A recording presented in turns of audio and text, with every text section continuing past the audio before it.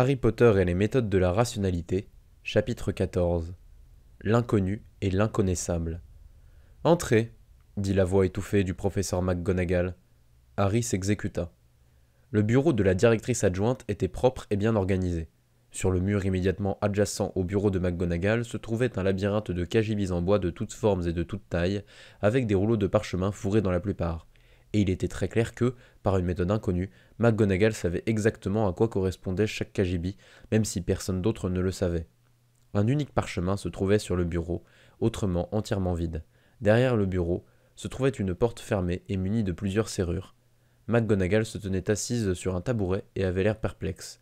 Lorsqu'elle vit Harry, ses yeux s'écarquillèrent légèrement, avec peut-être une légère note d'appréhension. « Monsieur Potter, dit le professeur McGonagall, de quoi s'agit-il » Le cerveau de Harry était vide. Le jeu l'avait chargé de venir ici et il s'était attendu à ce qu'elle ait quelque chose en tête. « Monsieur Potter, dit le professeur McGonagall, et elle commençait à avoir l'air légèrement agacée. Le cerveau paniqué de Harry se rappela alors, heureusement, qu'il y avait quelque chose d'important dont il comptait s'entretenir avec le professeur McGonagall. Quelque chose d'important et qui ne lui ferait pas perdre son temps. Dit Harry, s'il existe des sorts qui permettraient de s'assurer que personne ne nous écoute. Le professeur McGonagall se leva de sa chaise, ferma solidement la porte menant vers l'extérieur et commença à sortir sa baguette et à prononcer des sorts. C'est à ce moment que Harry se rendit compte qu'il faisait face à une opportunité inestimable d'offrir un hilarité au professeur McGonagall, et il ne pouvait pas croire qu'il y pensait sérieusement. Et tout irait bien, le soda disparaîtrait après quelques secondes, et il dit à cette partie de lui-même de la fermer, ce qu'elle fit. Et Harry commença à organiser mentalement ce qu'il allait dire. Il n'avait pas prévu d'avoir cette discussion si tôt, mais puisqu'il était là... Le professeur McGonagall acheva un sort dans une langue qui semblait beaucoup plus vieille que le latin, puis elle s'assit à nouveau. Très bien, dit-elle à voix basse. Personne ne nous écoute. Son visage était plutôt tendu. Oh, c'est vrai. Elle s'attend à ce que je la fasse chanter avec la prophétie pour obtenir des informations. Harry s'en occuperait un autre jour. C'est à propos de l'incident avec le chapeau magique, dit Harry. Le professeur McGonagall cligna des yeux. Je pense qu'un sort a été ajouté au chapeau, sans qu'il ne s'en rende compte. Quelque chose qui se déclenche quand le chapeau magique dit Serpentard. J'ai entendu un message et je suis plutôt certain que les serres d'aigle ne sont pas censés l'entendre. Ça a eu lieu au moment où le chapeau a quitté ma tête, et que j'ai senti la connexion se couper. Ça ressemblait à la fois à de l'anglais et à un sifflement. Il y eut une brusque inspiration venant de McGonagall. Et ça disait « Salutations de Serpentard à Serpentard, si tu souhaites percer mes secrets, parle à mon serpent ». Le professeur McGonagall resta assise là, bouche bée, regardant Harry comme si 2 têtes supplémentaires venaient de lui pousser. « Et donc, dit lentement le professeur McGonagall, comme si elle ne pouvait croire aux mots qui s'échappaient de ses propres lèvres, « vous avez décidé de venir immédiatement m'en parler. »« Ben oui, bien sûr, dit Harry. Il n'y avait aucun besoin d'admettre le temps qu'il avait mis à avoir eu cette idée. Plutôt que de, disons, faire moi-même des recherches à ce sujet ou de le dire à un des autres enfants. « Je vois, dit le professeur McGonagall. Et si, disons, vous découvriez l'entrée légendaire de la chambre des secrets de Salazar Serpentard, une entrée que vous et vous seul pourrez ouvrir, je fermerai l'entrée, je vous en informerai, afin qu'une équipe d'archéologues magiciens expérimentés puisse être mise sur pied, dit immédiatement Harry. Puis j'ouvrirai à nouveau l'entrée, et ils entreraient en faisant bien attention à ce qu'il n'y ait rien de dangereux. Peut-être que je m'y rendrai plus tard, pour jeter un coup d'œil, ou s'ils avaient besoin de moi pour ouvrir autre chose, mais ce serait après que la zone ait été déclarée sûre, et qu'il y ait des photographies montrant à quoi tout ressemblait, avant que les gens ne commencent à piétiner ce lieu historique inestimable. Le professeur McGonagall resta assise là, bouche bée, regardant Harry comme s'il venait de se transformer en chat. « C'est évident quand on n'est pas un Gryffondor, » dit Harry avec gentillesse. « Je pense, » dit le professeur McGonagall d'une voix plutôt étouffée, « que vous sous-estimez grandement la rareté du sens commun, monsieur Potter. Ça avait l'air plausible, même si... Un Poufsouffle aurait dit la même chose. » McGonagall marqua une pause, sonnait. « C'est vrai. Le chapeau magique m'a proposé Poufsouffle. » Elle cligna des yeux comme si elle ne pouvait croire ses propres oreilles. « Il a vraiment fait ça ?»« Oui. » « Monsieur Potter, dit McGonagall, et sa voix était maintenant très basse. Il y a 5 décennies que pour la dernière fois un étudiant est mort entre les murs de Poudlard, et je suis maintenant certaine que c'était il y a 5 décennies que quelqu'un a entendu ce message pour la dernière fois. Un frisson parcourut Harry. Alors je ferai très attention à ne prendre aucune initiative d'aucune sorte concernant cette affaire sans d'abord vous consulter, professeur McGonagall. Il marqua une pause. Et puis je suggérerai d'assembler des personnes les plus compétentes pour que vous puissiez trouver et que vous voyez s'il est possible d'enlever ce sort supplémentaire du chapeau magique. Et si vous ne pouvez pas faire ça, alors peut-être d'ajouter un autre sort, un sort de sourdiname qui s'active brièvement juste quand le chapeau est ôté de la tête d'un étudiant. Ça pourrait constituer une bonne alternative. Et voilà, plus d'étudiants morts. Harry hocha la tête avec satisfaction. Le professeur McGonagall avait l'air encore plus stupéfaite si une telle chose était possible. Il n'est pas possible que je vous décerne suffisamment de points pour ceci sans vous décerner la coupe des 4 maisons du même coup. Dit Harry. Je préférerais ne pas gagner autant de points que ça. Le professeur McGonagall le regardait maintenant étrangement. Pourquoi pas? Harry avait quelques difficultés à trouver les bons mots. Peut-être que ce serait juste trop triste, vous ne trouvez pas? Comme quand j'essayais encore d'aller à l'école moldue et à chaque fois qu'il y avait un projet de groupe je faisais tout moi-même parce que les autres n'auraient fait que me ralentir. Je suis heureux de gagner beaucoup de points, et même plus que n'importe qui d'autre, mais si je gagne assez de points pour que ce soit décisif dans la coupe des 4 maisons, alors c'est comme si je portais serre d'aigle sur mon dos, et ce serait trop triste. Je vois, dit le professeur McGonagall d'un ton hésitant. Il était visible que cette façon de penser ne lui était pas du tout familière. Mettons alors que je vous décerne seulement 50 points? Harry secoua encore la tête. Ce ne serait pas juste pour les autres enfants si je gagne beaucoup de points en faisant des choses d'adultes auxquelles je peux participer et pas eux. Comment Terry Boot pourrait-il gagner 50 points pour avoir fait mention d'un murmure qu'il aurait entendu venir du chapeau magique? Ce ne serait pas juste du tout. Je vois pourquoi le chapeau magique vous a proposé Poufsouffle, dit le professeur McGonagall. Elle le regardait avec un étrange respect. Harry avala de travers. Il avait honnêtement pensé qu'il n'était pas assez bon pour Poufsouffle, que le chapeau magique avait juste essayé de le fourrer n'importe où sauf à Serre d'Aigle, même dans une maison dont il posséderait pas les vertus. Le professeur McGonagall souriait à présent. Et si j'essayais de vous donner 10 points? Allez-vous expliquer d'où viennent ces 10 points si quelqu'un pose la question? Il pourrait y avoir beaucoup de Serpentards, et je ne parle pas des enfants à Poudlard, qui seraient vraiment en colère s'ils apprenaient que le sort avait été enlevé du chapeau magique et découvraient qui était mêlé à ça. Donc je pense que la meilleure preuve de bravoure, c'est le secret absolu. Pas besoin de me remercier, madame. La vertu est sa propre récompense. Ainsi soit-il, dit le professeur McGonagall. Mais j'ai quelque chose de très spécial à vous donner. Je vois que je ne me suis pas trompé sur votre compte, monsieur Potter. Attendez ici, s'il vous plaît. Elle se leva, alla jusqu'à la porte fermée à loquet, agita sa baguette, et un espèce de voile flou surgit autour d'elle. Harry ne pouvait ni voir ni entendre ce qui se passait. Quelques minutes plus tard, le flou disparut, et le professeur McGonagall se tenait là, face à lui, avec la porte derrière elle, semblant n'avoir jamais été ouverte. Et le professeur McGonagall tenait en main un collier, une fine chaîne d'or, portant en son centre un cercle d'argent, qui était l'armature d'un sablier. Dans son autre main se trouvait une broche pliée. « C'est pour vous, dit-elle. »« Wow, il allait avoir une espèce de super objet magique comme récompense pour sa quête. Apparemment, le truc de refuser les pièces d'or jusqu'à finalement obtenir un objet magique marchait dans la vraie vie, pas seulement dans les jeux vidéo. » Harry accepta son nouveau collier, souriant. « Qu'est-ce que c'est ?» Le professeur McGonagall inspira. « Monsieur Potter, c'est un objet qui est habituellement prêté uniquement aux élèves qui se sont montrés hautement responsables afin de les aider à se dépêtrer de leurs complexes horaires de cours. » McGonagall hésita, comme si elle allait ajouter quelque chose. « Je dois insister, monsieur Potter, sur le fait que la véritable nature de cet objet est secrète et que vous ne devez pas en parler aux autres élèves, ou les laisser voir que vous l'utilisez. Si vous ne jugez pas cela acceptable, alors vous pouvez me le rendre maintenant. »« Je sais garder des secrets, » dit Harry. « Alors, qu'est-ce que ça fait ? » Du point de vue des autres élèves, ceci sera un portillon tournant, qui est utilisé pour traiter une maladie magique rare et non contagieuse nommée duplication spontanée. Vous le portez sous vos vêtements, et bien que vous n'ayez aucune raison de le montrer à qui que ce soit, vous n'avez pas non plus de raison de le traiter comme un secret honteux. Les portillons tournants n'ont aucun intérêt. Comprenez-vous, monsieur Potter ? Harry hocha la tête, son sourire devenant plus large. Il voyait là le travail d'un Serpentard compétent. Et quel est son véritable effet ? Ceci est un retourneur de temps. Chaque tour de son sablier vous renvoie 1 heure en arrière dans le temps. Donc si vous l'utilisez pour reculer de 2 heures chaque jour, vous devriez pouvoir aller vous coucher tous les jours à la même heure. La suspension consentie de l'incrédulité de Harry explosa en morceaux. Vous me donnez une machine à voyager dans le temps pour traiter mes troubles du sommeil. Vous me donnez une machine à remonter le temps pour traiter mes troubles du sommeil. Vous me donnez une machine à remonter dans le temps dans le but de traiter mes troubles du sommeil, dit la bouche de Harry. Il tenait maintenant le collier loin de lui, comme si c'était une bombe prête à exploser. Enfin, non, pas comme si c'était une bombe prête à exploser. Ça ne commençait même pas à exprimer la sévérité de la situation. Harry tenait le collier loin de lui comme si c'était une machine à remonter le temps. Dites-moi, professeur McGonagall, saviez-vous que la matière anormale voyageant à rebrousse-temps ressemble comme 2 gouttes d'eau à de l'antimatière? Eh bien oui, c'est le cas. Saviez-vous qu'un kilogramme d'antimatière, entrant en contact avec un kilogramme de matière, s'annihilera dans une explosion équivalente à 43 millions de tonnes de dynamite? Vous rendez-vous compte que je pèse moi-même 41 kg et que le souffle produit laisserait un cratère géant là où avant se trouvait l'Écosse? Excusez-moi, parvint à dire Harry. Mais ça a l'air vraiment dangereux. La voix de Harry ne devint pas tout à fait un hurlement. Il lui aurait été absolument impossible de crier assez pour rendre justice à la situation, alors pas la peine d'essayer. Le professeur McGonagall l'observa avec une affection pleine de tolérance.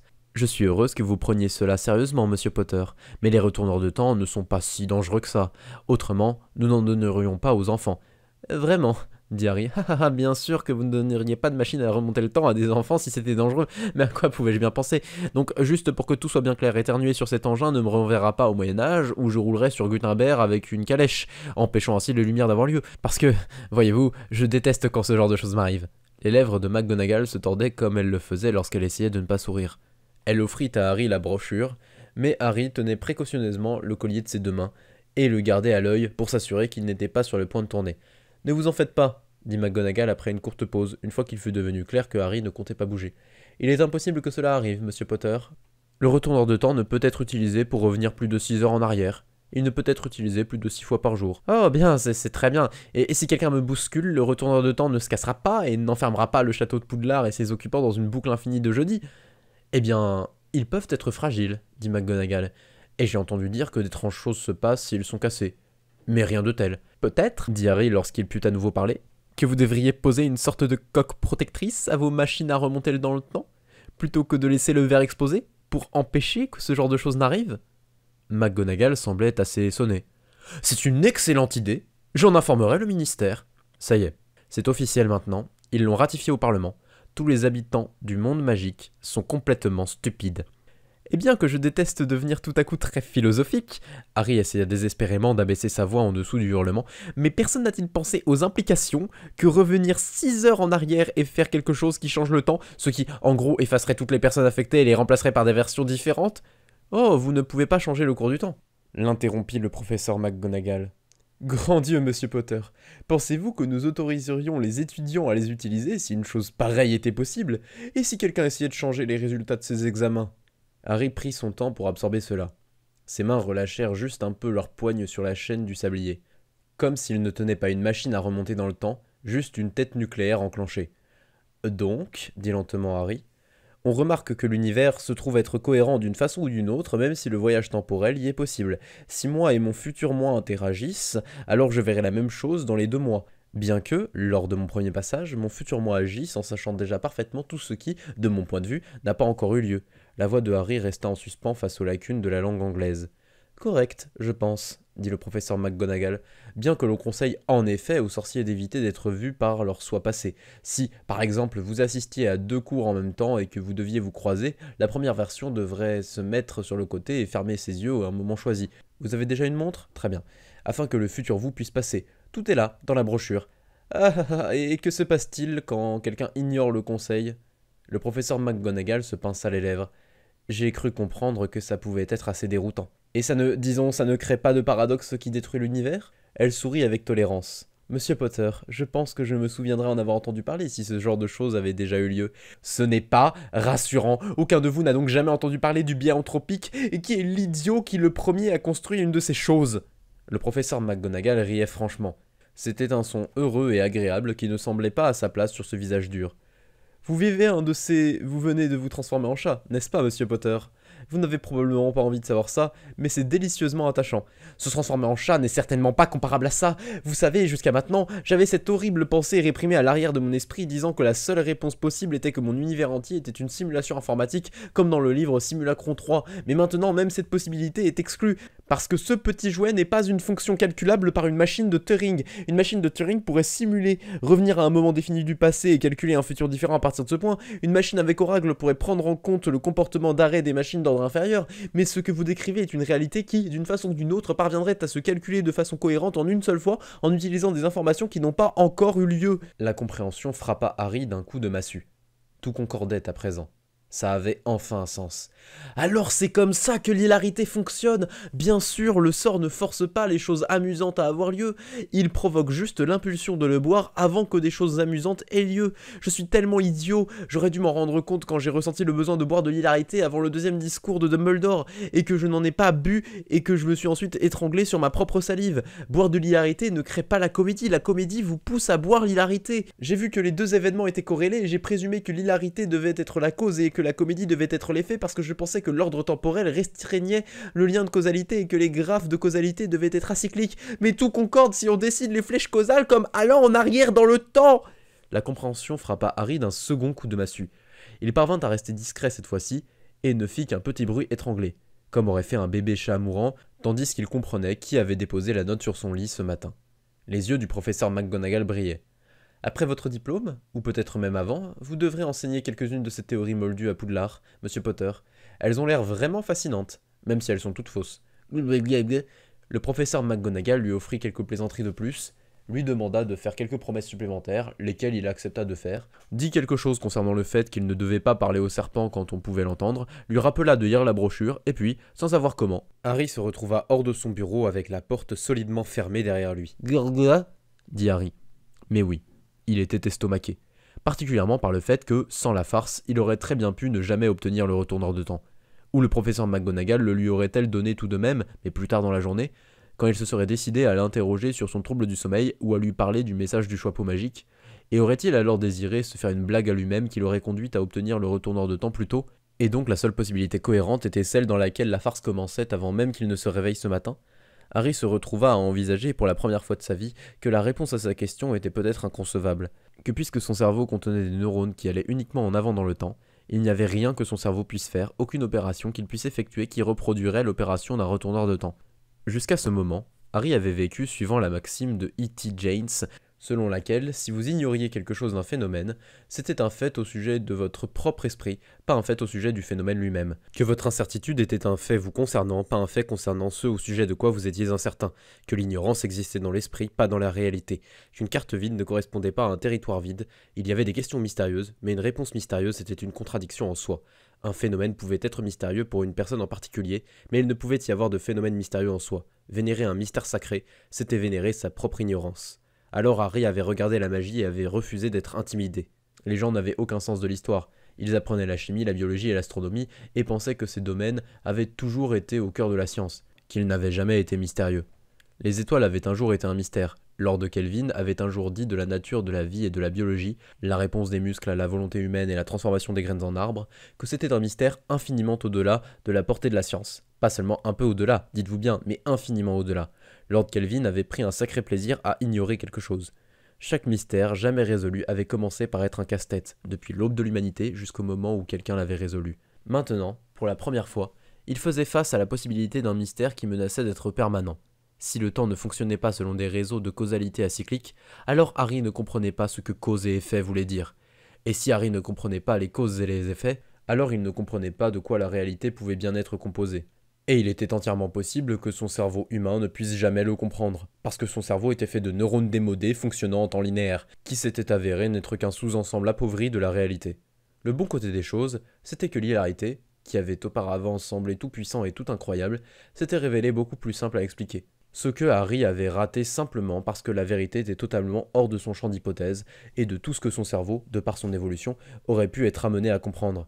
Mais maintenant, il avait vraiment compris, probablement, ce qui était relativement encourageant, plus ou moins. Harry jeta un coup d'œil à sa montre, il était presque 11 heures, il était allé se coucher la nuit dernière à 1 heure, donc il devrait normalement aller se coucher à 3 heures.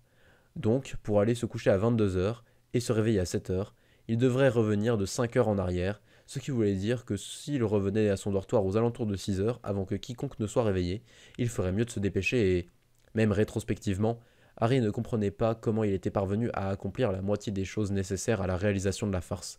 D'où était venue la tarte? Harry commençait à avoir vraiment peur du voyage dans le temps. D'un autre côté, il se devait d'admettre que ça avait été une opportunité irremplaçable. Une farce que vous pouviez vous faire à vous-même une fois dans votre vie, 6 heures avant que vous n'appreniez l'existence des retourneurs de temps. C'était en fait encore plus déroutant, maintenant qu'il y pensait. Le temps lui avait présenté la farce comme un fait accompli. Et pourtant, c'était indubitablement son propre ouvrage. Le concept, l'exécution, le style d'écriture, chaque détail, même ceux qu'il ne comprenait pas encore. Bon allez, le temps filait, et il y avait au plus 30 heures dans une journée. Harry connaissait une partie des choses qu'il avait à faire, et il trouverait peut-être un moyen de faire le reste, comme la tarte, en cours de route. Pas la peine de s'attarder davantage. Ce n'est pas comme s'il pouvait accomplir quoi que ce soit ici, coincé dans le futur. 5 heures plus tôt, Harry se glissait dans son dortoir. Ses robes glissaient au-dessus de sa tête en guise de déguisement de fortune, juste au cas où quelqu'un serait déjà debout et risquerait de le voir en même temps que le Harry allongé dans le lit. Il ne voulait pas avoir à expliquer à qui que ce soit son petit problème médical de duplication spontanée. Heureusement, tout le monde semblait encore endormi. Et il semblait aussi y avoir une boîte, emballée dans du papier rouge et vert avec un ruban doré et brillant, posé à côté de son lit, l'image parfaite et stéréotypique d'un cadeau de Noël, bien que ce ne fût pas Noël. Harry se glissa jusqu'à elle aussi doucement qu'il le pouvait, juste au cas où quelqu'un aurait son sourdineur au minimum. Il y avait une enveloppe attachée à la boîte, scellée par de la cire blanche, sans sceau imprimé. Harry ouvrit l'enveloppe avec précaution et prit la lettre qui s'y trouvait. La lettre disait « Ceci est la cape d'invisibilité d'Ignotus Peverell, transmise à travers ses descendants, les Potter. Contrairement aux sorts et aux capes de moindre force, elle a le pouvoir de vous garder caché, et pas seulement invisible. Votre père me l'a prêté pour étude peu de temps avant sa mort, et je confesse en avoir fait grand usage durant ces dernières années. J'ai peur qu'à l'avenir je doive me contenter d'un sortilège de désillusion. Il est temps que la cape soit rendue à vous, son légataire. J'avais pensé à vous l'offrir comme cadeau de Noël, mais elle souhaitait revenir entre vos mains avant cela. Il semblerait qu'elle s'attende à ce que vous ayez besoin d'elle. Faites-en bon usage. Vous pensez sans doute à toutes sortes de farces formidables, semblables à celles que votre père a commises en son temps. Si tous ces méfaits étaient connus, toutes les femmes de Gryffondor se réuniraient pour profaner sa tombe. Je n'essaierai pas d'empêcher l'histoire de se répéter, mais soyez des plus attentifs dans votre dissimulation. Si Dumbledore voyait une chance de posséder l'une des reliques de la mort, il ne la laisserait jamais échapper à son étreinte. Un très joyeux Noël. La note n'était pas signée. « Attendez !» dit Harry, s'arrêtant net alors que les autres garçons s'apprêtaient à quitter le dortoir des Serres d'Aigle. « Désolé, il y a quelque chose d'autre dans ma malle dont j'ai besoin. Je vous rejoindrai pour le petit déjeuner dans quelques minutes. » Terry Boot jeta un mauvais regard à Harry. « Tu ferais mieux de ne pas avoir l'intention de fouiller nos affaires. » Harry leva une main. « Je jure de ne pas avoir l'intention de faire quoi que ce soit de la sorte à aucune de vos affaires, que je ne compte accéder qu'à des objets m'appartenant, que je n'ai l'intention de faire aucune farce ni quoi que ce soit de douteux à aucun d'entre vous, et que je ne m'attends pas à voir ces intentions changer avant que je n'arrive dans la grande salle pour le petit déjeuner. » Terry fronça les sourcils. « Attends, est-ce que... » « Ne t'inquiète pas, dit Pénélope Dauclair, qui était là pour les guider. Il n'y a pas de faille. Bien dit, monsieur Potter. Tu devrais être avocat. Harry Potter cligna des yeux. Ah oui, préfète de Sardaigle. Merci, dit-il, je crois. Quand tu essaieras de trouver la grande salle, tu te perdras. Pénélope dit cela sur le ton qu'on utilisait pour énoncer des évidences incontestables. Dès que ça t'arrive, demande à un portrait comment te rendre au rez-de-chaussée. Parle à un autre portrait à l'instant où tu penses être à nouveau perdu. En particulier s'il semble que tu vas de plus en plus haut. Si tu es si haut que le plafond du château devrait être en dessous de toi, arrête-toi et attends les équipes de recherche. Sinon, nous te reverrons 3 mois plus tard et tu auras vieilli de 2 ans et tu seras habillé d'un pagne et couvert de neige. Et ça, c'est si tu restes dans le château. Compris, dit Harry, avalant difficilement sa salive. Ne devriez-vous pas dire ce genre de choses aux élèves dès le début ? Pénélope soupira. Quoi, toutes ces choses ? Ça prendrait des semaines. Tu l'apprendras au fur et à mesure.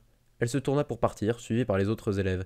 Si je ne te vois pas au petit déjeuner dans 30 minutes, Potter, je commencerai les recherches. Après que tout le monde fut parti, Harry accrocha la note à son lit. Il l'avait déjà écrite, ainsi que toutes les autres, travaillant dans son niveau caverne avant le réveil des autres. Puis il entra précautionneusement dans le champ d'action du sourdineur et retira la cape d'invisibilité du corps endormi de Harry 1. Et juste par pure espièglerie, Harry mit la cape d'invisibilité dans la bourse de Harry 1, sachant qu'elle serait ainsi déjà dans la sienne. « Je vois bien que le message est destiné à Cornelian Flubberwort, dit le tableau d'un homme à l'air aristocratique et doté d'un nez à vrai dire parfaitement normal. Mais pourrais-je connaître son origine ?» Harry haussa les épaules avec une impuissance rusée. On m'a dit que le message venait d'une voix caverneuse qui émanait d'un trou dans l'air lui-même, un trou qui s'ouvrait sur une abysse flamboyante. « Hé !» dit Hermione avec indignation depuis sa place à l'autre bout de la table du petit déjeuner. « C'est le dessert de tout le monde. Tu ne peux pas prendre une tarte entière et la mettre dans ta bourse. » « Je ne prends pas une tarte, j'en prends 2. Désolé tout le monde, je dois y aller maintenant. » Harry ignora les cris d'outrage et quitta la grande salle. Il avait besoin d'arriver en botanique un peu en avance. Le professeur Chourave regarda Harry avec sévérité. « Comment savez-vous ce que les Serpentards comptent faire ?»« Je ne peux nommer mes sources, dit Harry. En fait, je vais devoir vous demander de prétendre que cette conversation n'a jamais eu lieu. Faites simplement comme si vous les croisiez naturellement pendant que vous alliez quelque part, ou quelque chose de ce genre. J'irai en avance dès que le cours de botanique se terminera. Je pense que je pourrai distraire les Serpentards jusqu'à ce que vous arriviez. Il n'est pas simple de m'effrayer ni de me malmener, et je ne pense pas qu'ils oseront vraiment faire du mal aux survivants. Cela dit, je ne vous demande pas de courir dans les corridors, mais j'apprécierais si vous ne perdiez pas de temps en chemin. » Le professeur Chourave le regarda pendant un long moment, puis son expression s'adoucit. Faites attention à vous, Harry Potter. Et merci. Soyez sûr de ne pas être en retard, dit Harry. Et souvenez-vous, quand vous arrivez là-bas, vous ne vous attendiez pas à me voir et cette conversation n'a jamais eu lieu. C'était horrible de se voir tirer Neville hors du cercle des Serpentards. Neville avait raison. Il avait utilisé trop de force. Beaucoup trop de force. Bonjour, dit Harry Potter froidement. Je suis le survivant. 8 garçons en première année, tous à peu près de la même taille. L'un d'eux avait une cicatrice sur le front et ne se comportait pas comme les autres. Oh, un pouvoir nous donnerait-il? Le pouvoir de nous voir comme les autres nous voient? De quelles erreurs cela nous libérerait-il? Et de quelles idées imbéciles? Le professeur McGonagall avait raison. Le chapeau magique avait raison. C'était clair une fois qu'on le voyait de l'extérieur. Il y avait quelque chose qui clochait chez Harry Potter.